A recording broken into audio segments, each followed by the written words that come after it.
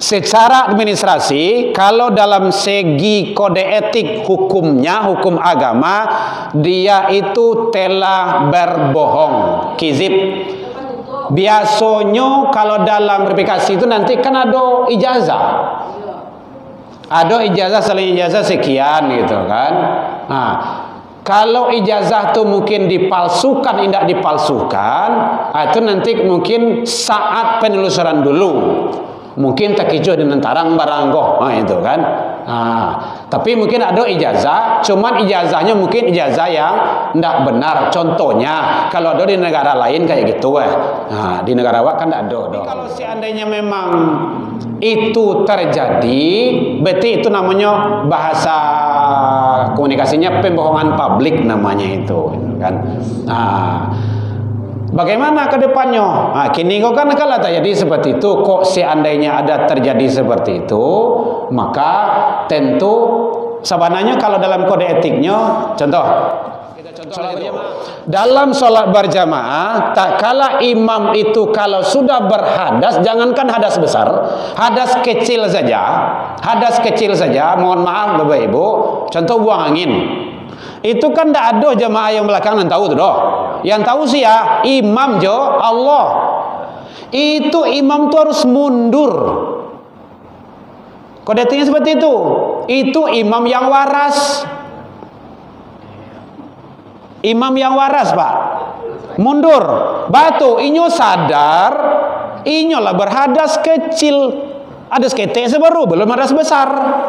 Hadas besar itu anda usah ibu sabuyan, hadas kecil saja dulu, hadas kecil saja. Nah, anda usahlah masalah ijazah, masalah janji-janji lainnya, hadas kecil saja. Kalau sudah berhadas kecil, imam mundur, maju yang di belakang. Dia sadar bahwa dia tidak pantas lagi melanjutkan kepemimpinan, membimbing rakyat, masyarakat dan jamaah. Itu imam yang waras. Tapi kalau ada imam yang tidak waras, tidak tahu. Bismillahirrahmanirrahim.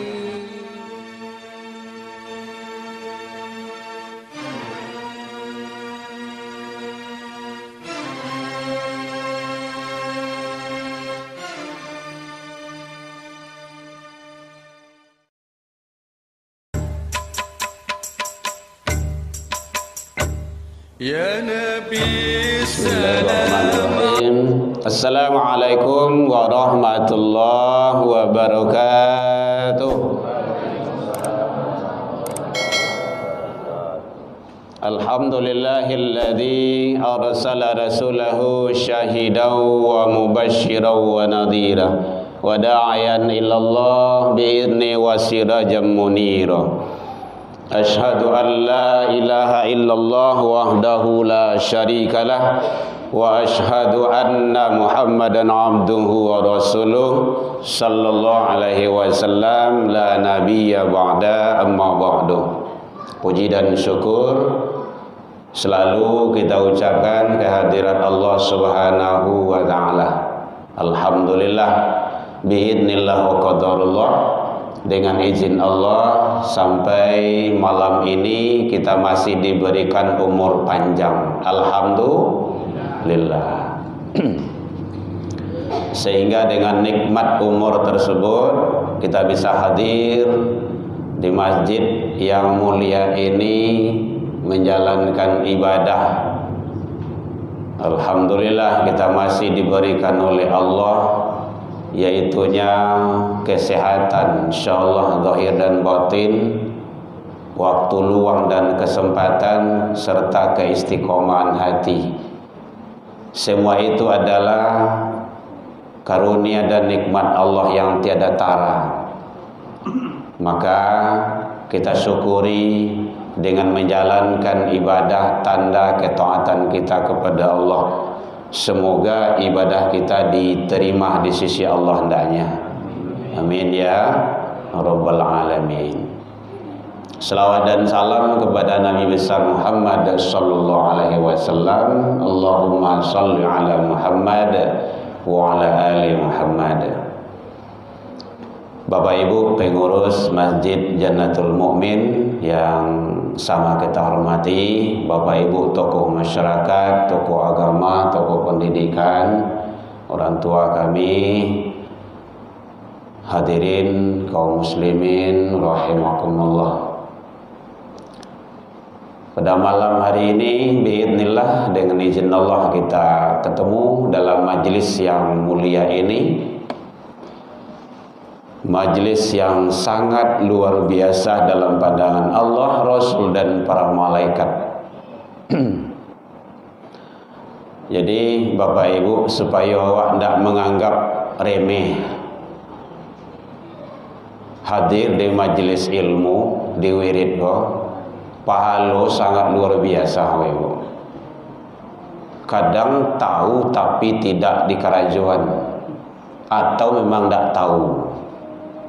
Contohnya, selangkah sewak melangkah ke masjid, ke majlis ilmu itu kullu khutwah hasanah, kullu khutwah sanah, balasannya itu selangkah ya, belum 2, belum 3, selangkah saja dulu, itu balasannya sama dengan pahala, yaitunya puasa qiyamuha wa siyamuha, puasa setahun dan salat malam setahun. Bu, selamat ngantuk ya. Ngantuk apa pulang sudah? Lah pernah ibu puasa setahun, puasa sunat ndak berhenti. Halo lai. Alun cukup lah dah. Sama boleh je lah dah. Salat malam setahun penuh. Itu selangkah baru. Selangkah kemari. Boleh dilacak dalam hadis-hadis sahih. Dalam kitab Bulughul Maram ada, dalam kitab hadis Riyadhus Shalihin ada, hadis Bukhari, hadis Muslim ada. Selangkah baru. Ibu beralangkah tadi le betong dari rumah. Ndak. Bondak ya doh. Biarlah kita serahkanlah kepada Allah. Yang jelas begitu hebatnya. Jadi rugi sangat kalau ada wirid di tempat awak ndak datang awak doh. Itu rugi sangat itu. Itu bukan dilihat dari apa materinya, siapa ustadznya, berapa lamanya, bukan itu yang dihitung. Tetapi langkah kaki awak. Makanya salat subuh tu kau dapat nanya, sarancanya salat subuh tu berjalan kaki baik. Kalau rumah lain ndak terlalu jauh dari masjid, jalan kaki, baca doa. Allahumma ja'alni fi qalbi nuran wa fi basari nuran wa fi sam'i nuran. Itu kan ada doanya itu. Baca doa itu. Dia ndak mau total jawab dah. Ndak ribui-ribui. Baca doa itu. Dan semakin jauh, semakin lama kita nyampai berjalan ke masjid itu, pahalanya sangat luar biasa. Itu satu hadis bro itu. Kalau ilmu lah banyak Bapak Ibu. Di YouTube banyak, di TV banyak, radio banyak. YouTube tu gagah-gagah ustaz hebat-hebat, mantap-mantap loh. Tapi samakah dengan itu pahalanya? Tidak. Tidak sama.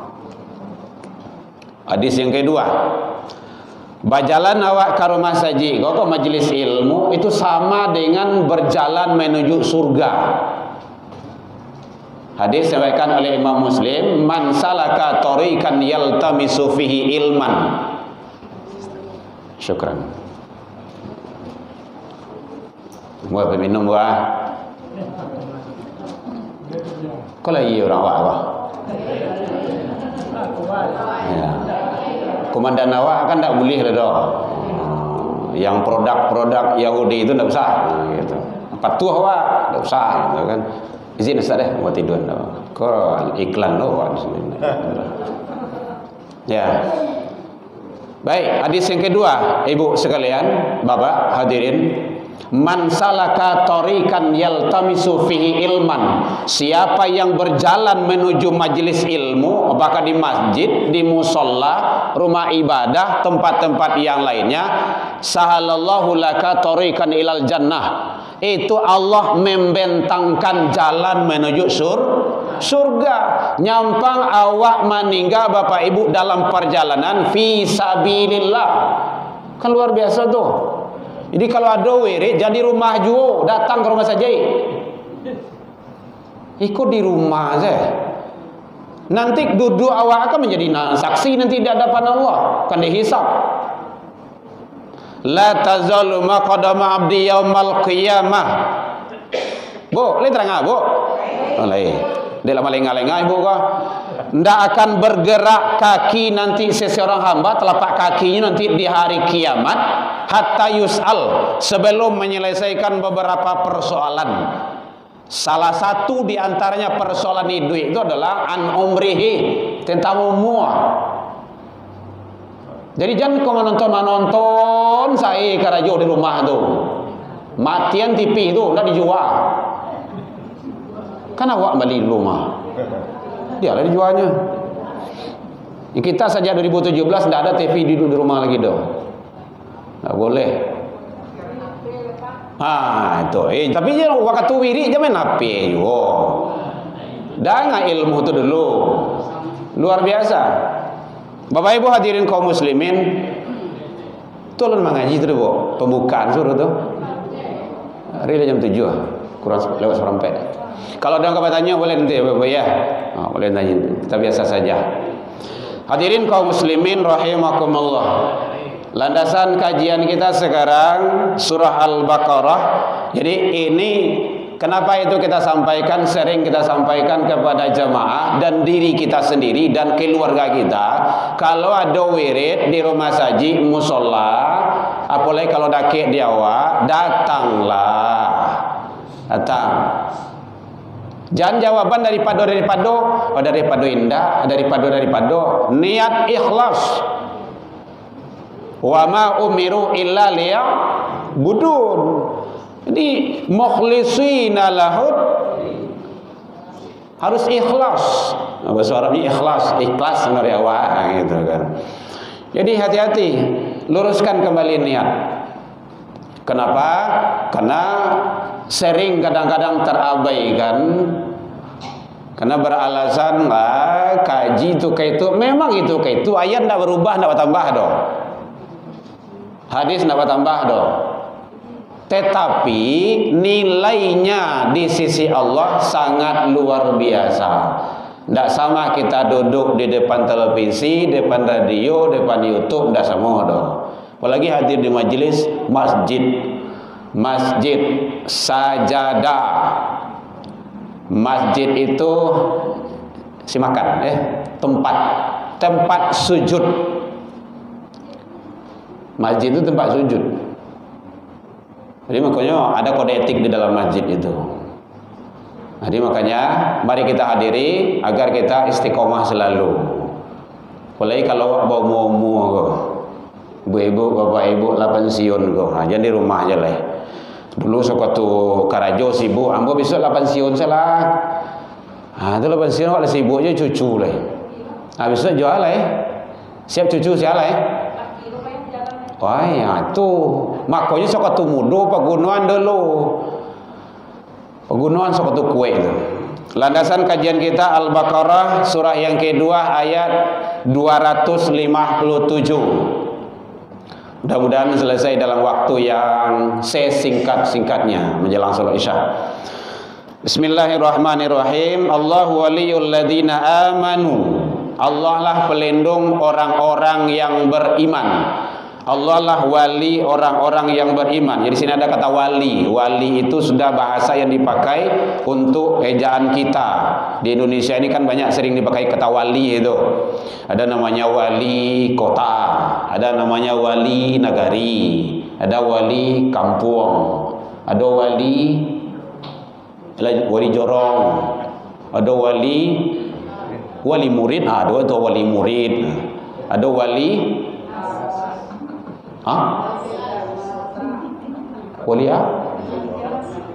wali kelas ya. Ibu guru, bapak ibu wali kelas, wali nikah itu kan banyak. Jadi wali itu bahasa Arab. Allahu waliyul ladzina amanu. Allah lah wali, pelindung, penolong orang-orang yang beriman. Bagaimana caranya? Allah itu sebagai pelindung orang yang beriman, yukhrijuhum minadh-dhulumati ila nur, mengeluarkan manusia daripada gelap gulita ila nur, kepada terang benderang. Nanti kita kupas nanti insyaallah. Walladzina kafaru, dan orang-orang kafir, auliya'uhumut taghut. Pelindung-pelindungnya, penolong-penolongnya adalah taghut. Apa itu taghut nanti kan kita coba kita kupas.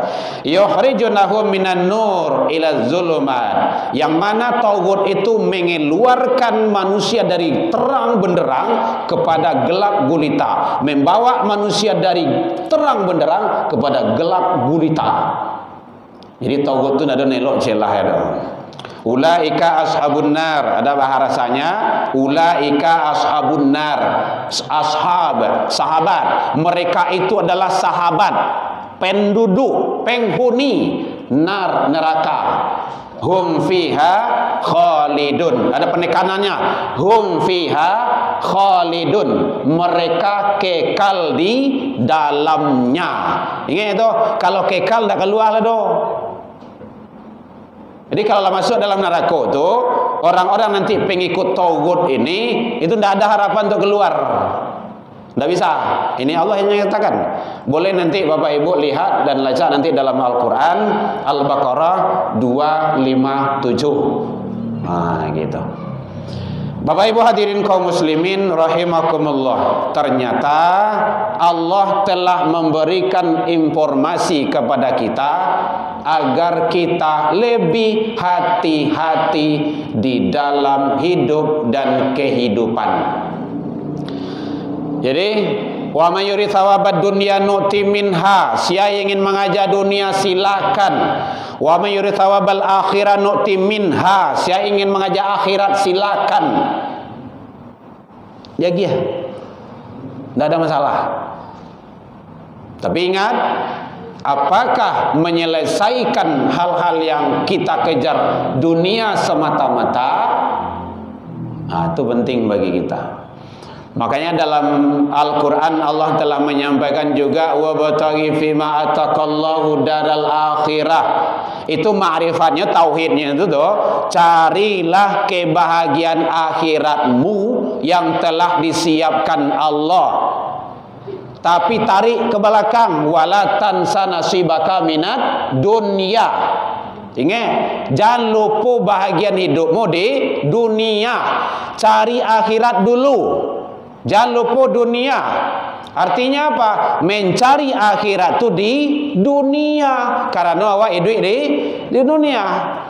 Jadi konsep yang dipakai dalam ilmu tasawuf, ada bahasanya di sana zuhud. Tidak perlu dunia, itu salah pula itu. Dunia perlu. Perlu mobil perlu. Perlu motor perlu rumah perlu. Tidak dimai duit. Mau tinggal. Nah, kalau nggak jembatan tinggal kan payah juga. Baik ibadah kenyaman wak. Perlu uang iya.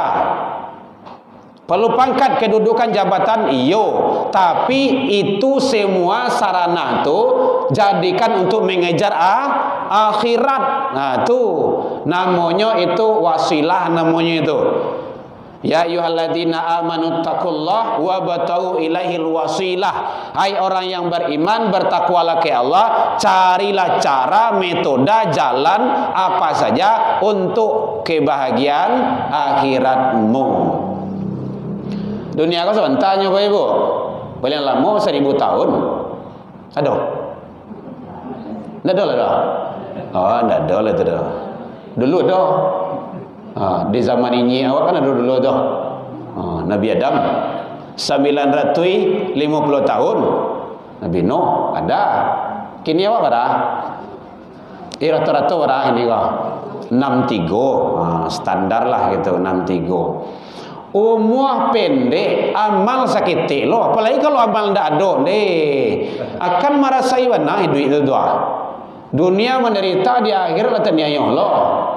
Allah sudah siapkan umur pendek, amal banyak. Siapkan itu. Kok tak diambil? Kok tak ditampua? Kau rugi awak tu. Contohnya salat jamaah. Salat berjamaah itu contohnya tu. Salat berjamaah itu hadis yang terkenalnya berapa, Bu? Salatul jamaah afdalu min salatil fardhi bi 27 derajat. 27. Kan yang terkenalnya ada 25, ada 28. Tapi yang terkenalnya 27 dalam riwayat. 27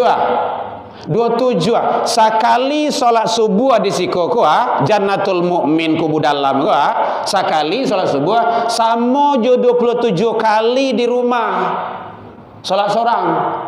27 kali kan lampi sebulan itu. Kalau sebulan tu onda kek sebulan tu mah. Solat saja awak 27 kali 30 sebulan. Kali 2 leh setahun. Solat saya awak jamaah agak 10 tahun. Waramu awak tu. Lebih daripada umur umat dahulu. Gitu caranya. Allah sudah siapkan itu. Kau nak diambil, kau nak dicari. Salat seorang-seorang so. Kadang tak salat dulu gitu. Itu kan parah warna itu. Bagi Allah tidak ada untung ruginya. Tidak ada untung ruginya. Mana pi ayah dia dolang kalau dia menang tu tu. Nang kana ya awak juga. Awak yang kena yang tanya punya. Jadi oleh sebab itu kembali kepada kita. Kalau ada salat tadanga panggilan salat berjamaah, coba Bapak Ibu lihat dalam kitab Bulughul Maram, itu sangat jelas di sana itu dijelaskan itu. Kalau ada panggilan salat berjamaah, dia tidak mendatanginya tanpa uzur bala uzrin, maka tidak ada salat baginya. Maka penting. Makanya udah ulama menyatakan salat jamaah itu wajib. Tak perlu berdebat-debat lo do. Kadang-kadang kawan ada lah hobi berdebat-debat bagai. Tak ada do solat jemaah itu dah do wajib do. Perempuan tu berdua itu solat dalam rumah, dalam kamar saja. Nah, itu belum sempurna hadisnya itu. Belum sempurna itu. Kita udah baca hadisnya. Kita kan sering diserang sama ibu-ibu tu. Kemarin di Seba, dulu di Pegambiran. Ustaz, biasanya solat perempuan tu di rumah, dalam kamar. Apa dia sekecil? Lah bu, lah sebenarnya. Saya baca ibu hadisnya, enggak sekecil Ustaz. Iya, perempuan di rumah solat, iya, kapan? Itu caranya. Satu, apabila suami sakit, suami awak, ada suami kawan doh.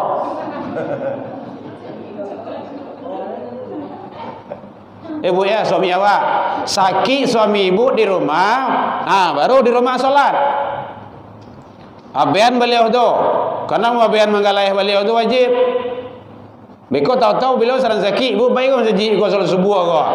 Dalam itu tu, bu entah iya, ndak aku juang ibu solat suruh lah dulu, mau tahu sepanjang jalan dulu.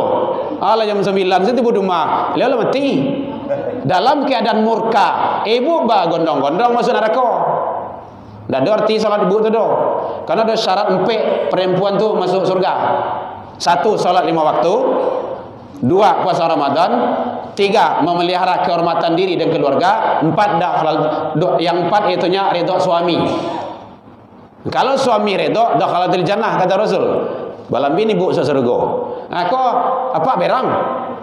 Dia lah mati. Tak ada harapan dah. Itu yo. Dan kedua, ada halangan jamaah bagi perempuan itu kapan? Apabila dia itu ada gangguan dalam perjalanan. Masjid jauh lah. Gangguan banyak. Orang-orang Quraisy dulu kan suka menggaduh-gaduh tu. Nya polo-poloan, nya pasur-pasuran, kadang nyombe-ambe ke, nya telanjangnya ke. Di rumah kata Rasul. Kalau tak aman. Ikut suami ke rumah saji, awak suami masaji lo. Jadi bapak bawa bini awak kemari. Bukan nak, bukan bawa tapi bini awak di situ solatnya di. Mereka mau bawa bini awak kemari, ibu cemburu lo. Yang ketiga, terlalu cantik perempuan tu, rancak bana. Oh, ndak ada lah do. Inyo nang boleh rancak, tapi ndak mati kerencan do. Yo rancaknya. Patah mari orang jadi atau fitnah nanti tiba tu di rumah salah, enggak usah. Saji. Jadi ada perempuan tu salat di rumah, iyo. Apabila ada halangan syar'i. Tapi kalau tidak ke rumah saja, ada dalilnya. Satu, Al-Quran.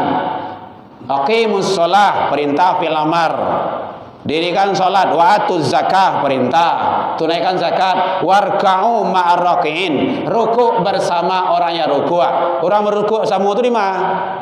Masjid, musholla. Tidak perlu dibantah lah doh. Itu Al-Quran tuh. Yang kedua, hadis yang kita bacakan tadi itu, salatul jamaah afdol. Tidak afdolu, lebih utama.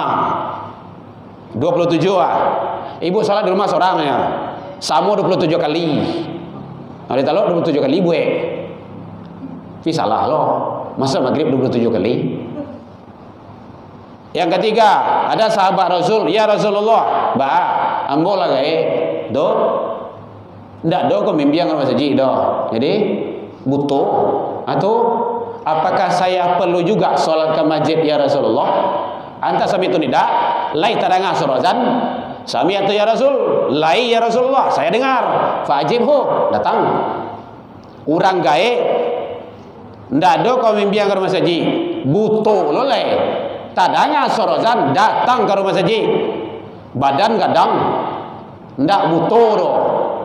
Ndak lo pakak do. Rumah lancip-lanciannya rumah saja. Ndak lo gae do. Tadangan surazan. Ani yang sudah rumah do. Alasan besok di akhirat. Bapak-bapakan umumnya itu mah. Alasan awak besok itu nyale dulu. Coba. Alasan kita nanti di hadapan Allah apa? Maaf ya Bu ya. Ibu ndak kena berang lo do. Motivasinya itu. Ndak ada alasan awak besok di akhirat loh. Apalagi kalau ndak sholat. Kan itu dalam Al-Quran kan ada itu. Masalah kakum fi sakar. Yang menyebabkan kamu masuk ke dalam neraka sakar. Sebabnya qalu itu kan jamak itu. Jamak. Sadar yang bahasa Arab itu.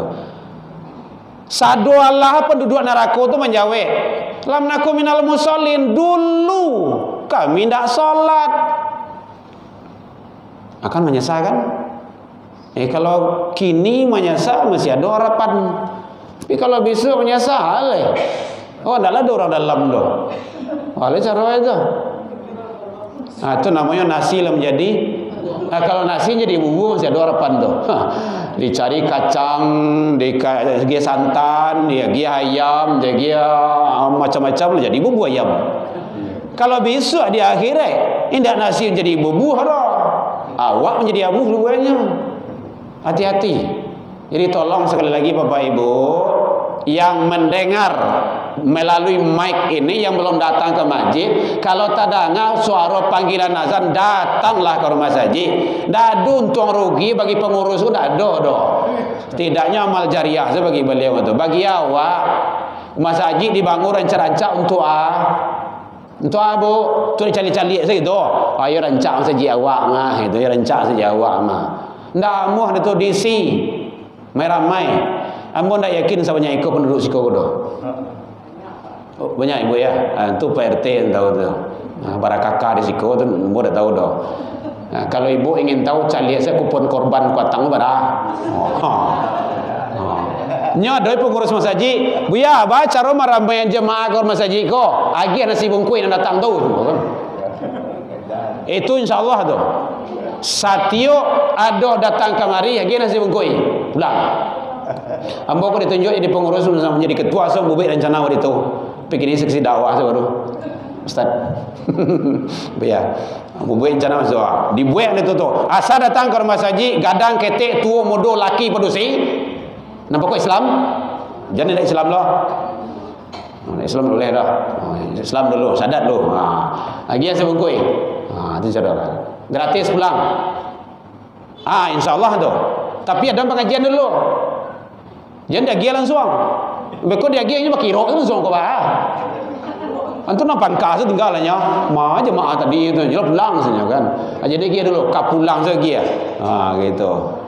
Jadi ternyata Bapak Ibu hadirin kaum muslimin, sangat penting sekali bagaimana kita untuk selalu istiqomah di atas kebenaran dalam kebaikan.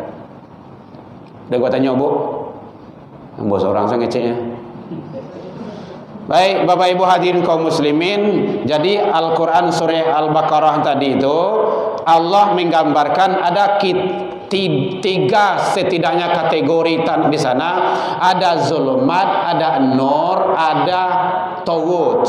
Zulumat itu kategorinya kekufuran, kemusyrikan, kefasikan, kemaksiatan. Zulumat, seluruh kekufuran yang bertentangan dengan aturan Allah dan Rasul saja bentuknya sabui salah, itu adalah zulumat, gelap gulita. Allah tarik itu, Allah keluarkan, Allah bawa kepada an-nur, terang benderang. Terang benderang itu an-nur itu di sana dijelaskan yaitunya adalah tauhid, keimanan dan keyakinan. Sangat luar biasa. Jadi Islam itu menyelamatkan kita. Jadi sangat perlu bana Bapak Ibu, tunjuklah pemimpin yang betul-betul tauhid keyakinannya itu mantap kepada Allah. Sebentar lewat akan pesta demokrasi. Memilih itu hak daripada kita masing-masing. Tapi ingat, siapapun saja boleh menjadi makmum, menjadi jamaah. Buta boleh jadi makmum, tidak mendengar dia boleh jadi makmum, anak-anak boleh jadi makmum. Tapi kalau sudah pemimpin menjadi imam, itu harus selektif, seleksi baik-baik. Itu Al-Maidah ayat 55 itu dijelaskan oleh Allah itu. Jadi oleh sebab itu perlu bagaimana kita dalam menjalankan, ada kaitannya Bapak Ibu. Jadi kadang-kadang ada yang alergi begitu. Tidak boleh bahas-bahas politik di masjid, di musola. Kita tidak ada bahas politik. Yang kita bahas bagaimana menegakkan aturan Allah. Kalau politik-politik Yahudi memang tidak sesuai. Tapi kalau politik dalam syariat Islam ada jenayah syasah, strategi. Bagaimana memilih pemimpin, bagaimana dalam pengaturan perperangan ada. Bahkan di Masjid Nabawi itu di Madinah itu perang saja diatur di sana itu. Ekonomi umat sentralnya di sana itu. Jadi kalau ada masjid dibuat, mungkin ada koperasi untuk jamaah, itu luar biasa itu. Luar biasa. Jadi ibu-ibu tuh pai sholat, pulang dari sholat tuh bisa membeli gula, garam ataupun minyak goreng. Harganya ambil harga dari itu, harga apa namanya itu? Grosir. Gitu caranya. Jelas. Jalih awak belanja di masjid awak. Keuntungannya nanti kan untuk masjid, masuk kas masjid. Pengelolaannya ada, sudah banyak masjid-masjid yang punya seperti itu, ada itu. Jadi bagaimana umat itu sejahterakan? Bahkan kalau ada masjid itu mungkin ada masyarakatnya yang ekonomi di bawah, payah itu. Daripada nyu ambil karantenir ke bank, kalau nyu ndak bayarnya disita atau utangnya beko babungo, lebih baik ke rumah masjid. Tapi jangan bunga loh. Atur di sana. Bagaimana? Jangan umpan lagi ya. Panciang. Ekonomi dia menggale orang. Gue yang gerubah. Biayahnya. Kalian. Itu caranya. Jangan uang. Uang kan balian KP baru kok. Awak kan tak tahu doh. Jadi begitu caranya. Jadi oleh sebab itu ternyata Islam itu sudah mengatur semuanya, termasuk masalah kepemimpinan. Bajalan saja, bajalan doa. Kalau lebih dari satu, itu tunjuk pemimpinmu. Itu hebatnya dalam salat berjamaah itu. Jadi pemimpin yang diikuti itu pemimpin yang tunduk taat kepada Allah dan Rasul. Kalau tidak boleh. Sudah ada dalam Al-Quran semuanya. Jadi umat Islam dalam alergi pula dengan bicara masalah kepemimpinan. Ada. Kalau ada umat Islam yang alergi, yang tidak mau bagaimana berbicara tentang politik yang benar, yang baik itu, maka umat Islam akan dikuasai oleh orang-orang ahli politik yang akan menginjak-injak Islam itu sendiri. Kenapa? Oh, ada namuh ada. Makanya kalau ada risiko yang caleg-caleg yang memperjuangkan agama, memperjuangkan masyarakat, ambil, pilih dia. Bukan kumanya enggak. Ambo kan bukan orang partai politik dan ambo adalah caleg doh. Jadi kalau memang ada yang memperjuangkan agama, berpihak kepada rakyat masyarakat, jale karajohnya, ambil. Apalagi nanti pemilihan presiden. Itu presiden itu bukan main-main Bapak Ibu. Bukan main-main itu. Yang akan menentukan nasib bangsa ke depannya. Dijual, tidak dijual ke luar negeri, digadain, tidak digadain, itu penguasa. Tak kala Nabi itu di Mekah dulu sebelum hijrah, tidak ada apa-apanya. Tidak ada apa-apanya itu. Dicaki sedang sholat, dilantiang. Tengok dalam Taif itu, berdarah-darah. Nabi tidak bisa berbuat apa-apa. Kenapa? Belum ada kekuasaan. Tapi setelah hijrah, makanya benar kata Khalifah Utsman bin Affan, beliau menyatakan bahwa agama dan negara akan tegak dan bisa berkembang dengan sultan. Sultan itu kekuasaan. Makanya sangat penting. Jadi oleh sebab itu Bapak Ibu hadirin, makanya di sini ada bahasanya zulumat. Kalau penguasa dan pemimpin itu yang tidak tahu dengan agama, tidak tahu dengan Allah, tauhidnya tidak beres, agamanya tidak jale, maka dia akan membawa masyarakat dan rakyat kepada zulumat, gelap gulita. Itu pasti itu. Akan dikeluarkannya dari an-nur itu. Anda tahu ada ibu calik salah. Ya. Kita tidak menyebutkan satu-satu. Makanya dalam agama tu orang kalau tidak mengerti jo agamanya taatik. Tidak boleh membaca amin. Mangalu dilarang bagi. Di siko dah tahulah, tapi tadi lagi masih baca amin bro. Lain ya. Lain tadi tu. Pagi tadi kami dengan bersama Pak Gubernur. Dia tanya lelok di siko lain tak dilarang baca amin? Ndak bias.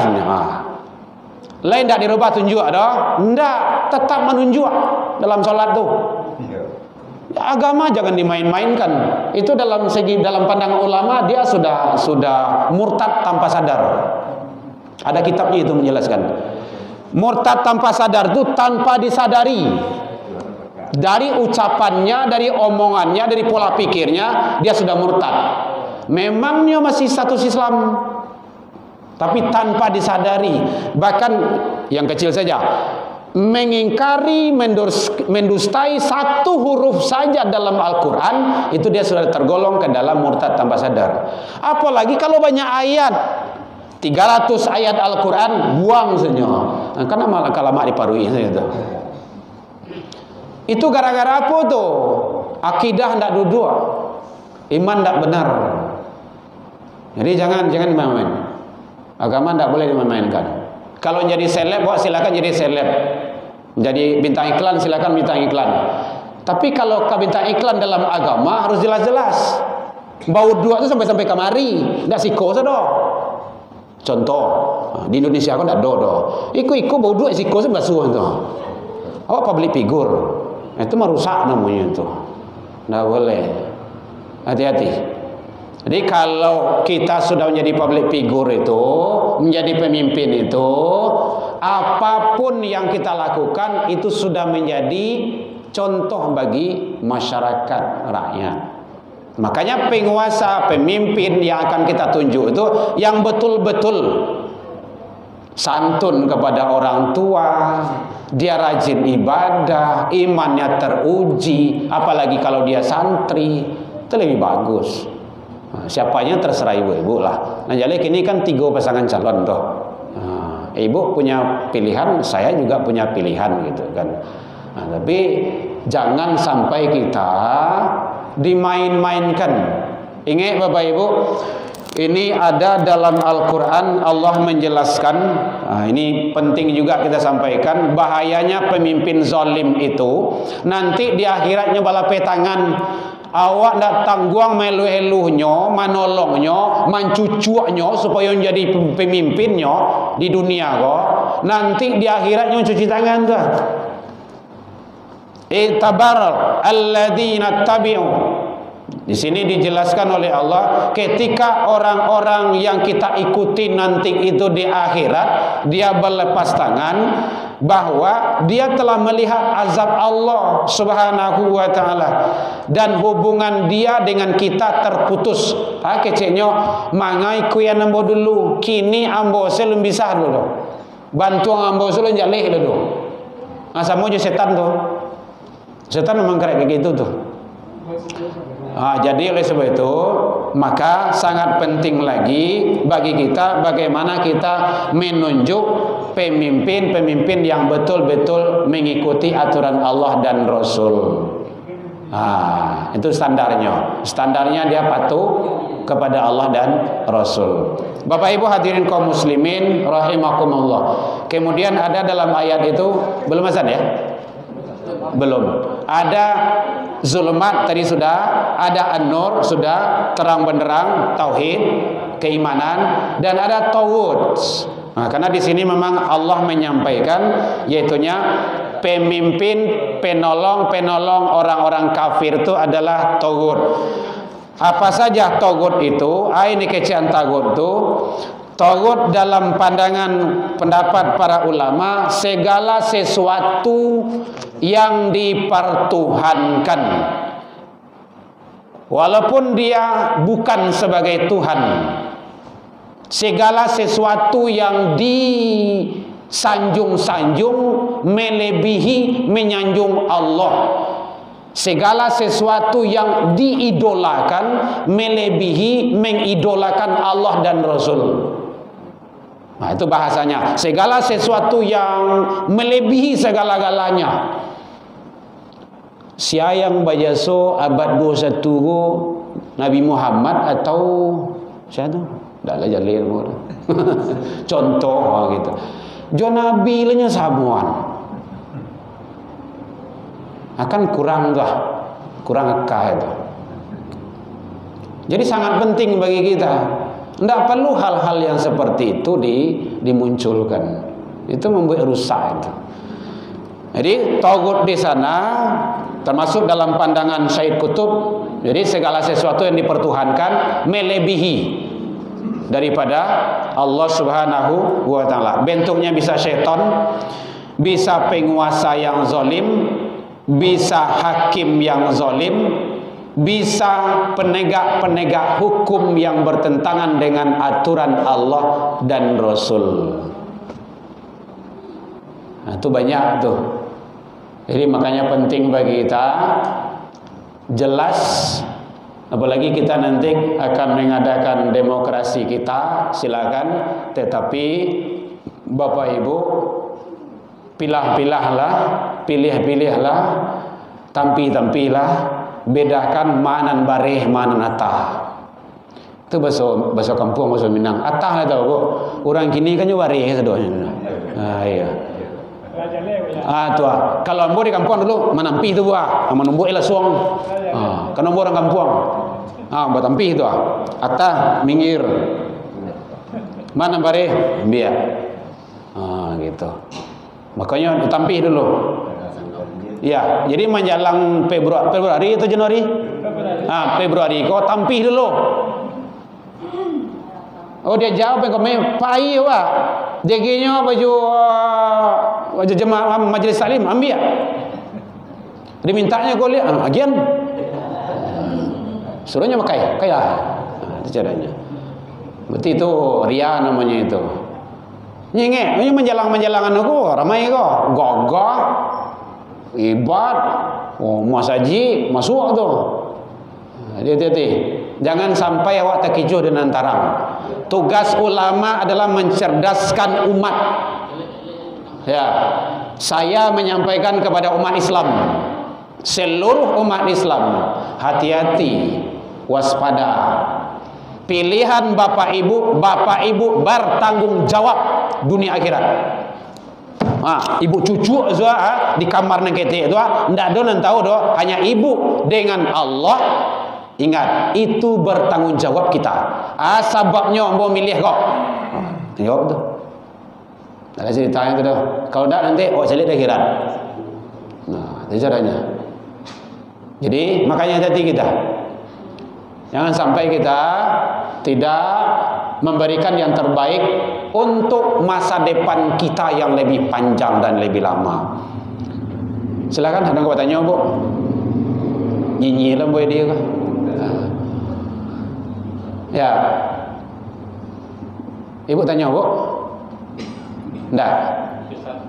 Oh iya, Pak. Baik, Bapak Ibu hadirin kaum muslimin rahimakumullah. Jadi bentuk-bentuk tauhid itu kesimpulannya, garis besarnya, syaitan, penguasa yang zalim, hakim yang tidak adil.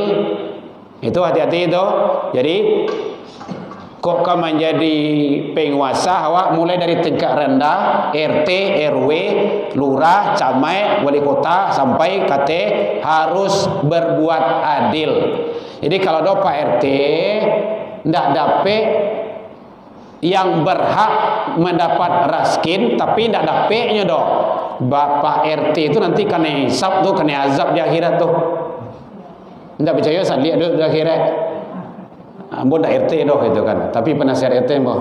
Pak, kalau pemimpin tak punya ijazah itu seorang pemimpin. Oh gitu. Masuk saya buat jadi ya. Soalnya gitu Pak. Ya. Seorang pemimpin tak punya ijazah, berarti dia tuh kan tak pemimpin. Hanya banyak utang yang bawa ke masyarakat. Masya Allah. Kita tuh tak mungkin dapat ada waktu utang nak utang gitu kan. Oh gitu ya. Baik, Bapak Ibu. Jadi secara administrasi, kalau dalam segi kode etik hukumnya, hukum agama, dia itu telah berbohong, kizib. Biasanya kalau dalam verifikasi itu nanti kan ada ijazah. Ada ijazah, selain ijazah sekian gitu kan. Kalau ijazah itu mungkin dipalsukan, tidak dipalsukan, itu nanti mungkin saat penelusuran dulu. Mungkin terkejuh dengan tarang barang kok, itu kan. Tapi mungkin ada ijazah, cuman ijazahnya mungkin ijazah yang tidak benar. Contohnya, kalau ada di negara lain kayak gitu, di negara awak kan tidak ada, gitu kan. Tapi kalau seandainya memang itu terjadi, berarti itu namanya bahasa komunikasinya pembohongan publik namanya itu, kan. Bagaimana ke depannya? Kini kok kan kalau terjadi seperti itu, kok seandainya ada terjadi seperti itu, maka tentu sebenarnya kalau dalam kode etiknya, contoh sholat berjamaah. Kita contoh ke situ. Dalam sholat berjamaah, tak kala imam itu kalau sudah berhadas, jangankan hadas besar, hadas kecil saja, mohon maaf Bapak Ibu, contoh buang angin. Itu kan tidak ada jamaah yang belakang yang tahu tu doh. Yang tahu sih ya imam jo Allah. Itu imam tu harus mundur. Kode etiknya seperti itu. Itu imam yang waras. Imam yang waras, Pak. Mundur. Batu inyo sadar, inyo lah berhadas kecil. Hadas ketek sebaru, belum hadas besar. Hadas besar itu anda usah sabuyan, hadas kecil saja dulu, hadas kecil saja. Anda usahlah masalah ijazah, masalah janji-janji lainnya. Hadas kecil saja. Kalau sudah berhadas kecil, imam mundur, maju yang di belakang. Dia sadar bahwa dia tidak pantas lagi melanjutkan kepemimpinan, membimbing rakyat, masyarakat dan jamaah. Itu imam yang waras. Tapi kalau do imam tidak waras dah tahu gitu kan.